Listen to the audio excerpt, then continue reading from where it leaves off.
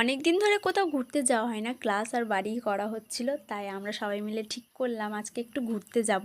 কিন্তু কোথায় যাব জানি না, কিছু দূর গিয়ে জানি যে হ্যাঁ পালিতপুর যাচ্ছি, ওখানে একটা ফার্ম হাউস আছে পলি বাংলা বলে।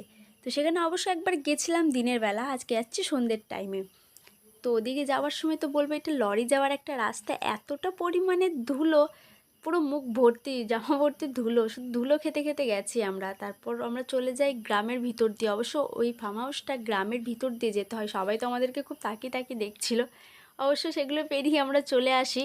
আর এসেই তো ঢুকে আমরা একটা জিনিস দেখতে পাই, দুটো বাচ্চা খুব সুন্দর খেলা করছে, তো ওগুলোকে আমি আর ভাবি তাকিয়ে তাকিয়ে দেখছিলাম। আর এই তো ভাবি বলছি যাকে, সে ভাবি কম, বেস্ট ফ্রেন্ড বেশি, প্রচণ্ড কাছের একটা, কি বলবো। তারপর আমরা দুজন মিলে ঘুরে ঘুরে সব কিছুই দেখছিলাম, খেলা করছিলাম, এই জয়ী বাচ্চা দুটোর জন্যই বলছিলাম।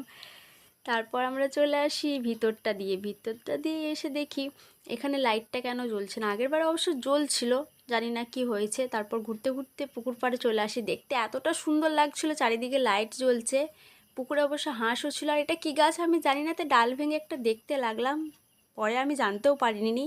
দোল খেতে খেতে আমরাও চলে আসি। অবশ্য একটা ব্লগ আমি দেখেছিলাম, এখানে একটা বিয়েবাড়ি শ্যুট হচ্ছিল, দেখতে সুন্দর লাগছিল।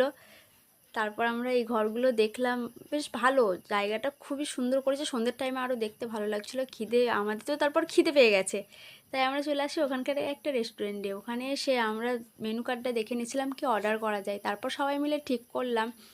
তারপর আমরা অর্ডারটা দিয়ে দিই, আর অর্ডার আসার করতে করতে আমরা তো বসে বসে অপেক্ষা করছিলাম কখন খাবো আর কখন যাব, কারণ সন্ধে হয়ে যাচ্ছিলো, 6টা বেজে গেছিলো, সবার বাড়ি যাওয়ার ছিল। তারপর তো চলে আসে, আমরা খাবারটা টেস্ট করে দেখি, অবশ্য ভালো ছিল খাবারটা, খেতে সুন্দর ছিল, খুবই সুন্দর ছিল।